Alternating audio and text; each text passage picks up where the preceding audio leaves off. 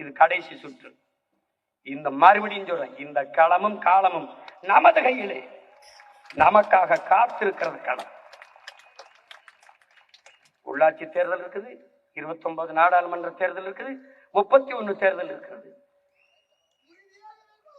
உறுதியா 29 தேர்தலில் எவரோடும் கூட்டில்லாது மறுபடியும் தனித்து 40 தொகுதியிலே 20 பெண்கள் 20 ஆண்கள் என்று மான வீரமிக்க புடிமரவர்களை களத்திலே நிறுத்தி மறுபடியும் களத்திலே இழந்த வாக்குகளை திரும்ப பெற்று பன்மடங்கு வாக்கை உயர்த்தி அடுத்து நாங்க தான் என்ற நிலைப்பாட்டை இந்த மண்ணிலே விதைக்கிறோம். நீ கவலையே படாத, எங்கேயும் போக முடியாது. நம்ம மக்கள் நம்மளை விட்டு எங்கேயும் போக முடியாது. ஏன்னா நாம இருக்கிற எல்லா காயத்திற்கும் ஒரே மருந்து நாம தான்.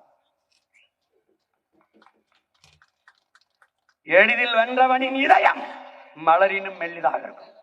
தோற்று வென்றவனின் இதயம் இரும்பினும் கடினமானதாக இருக்கும்.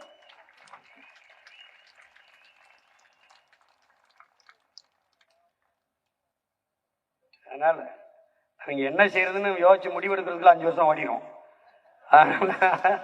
நீ அதை பத்தி கவலைப்படாம இரு. ஆனா ஒண்ணு, அண்ணன் சொல்றத மட்டும் கேட்டு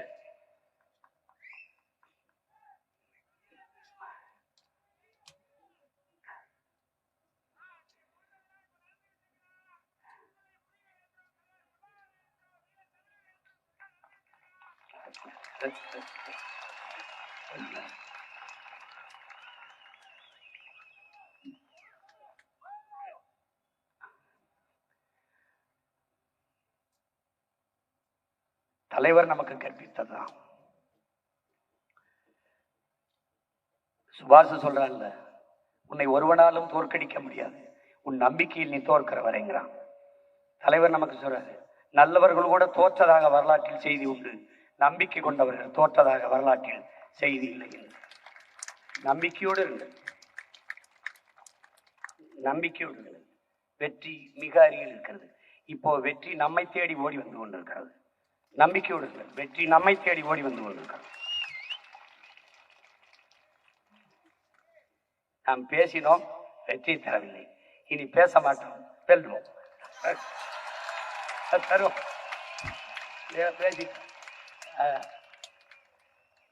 நம்ம பேசலைன்னா பழைய பேச கேட்க தொடங்குவோம். படமா போட்டு காட்டினேன், இப்படி வேலையை கொடுப்பேன், இப்படி கல்வியை கொடுப்பேன், இப்படி இதை கொடுப்பேன், இப்படி நீரை பெருக்குவேன், இப்படி விவசாயத்தின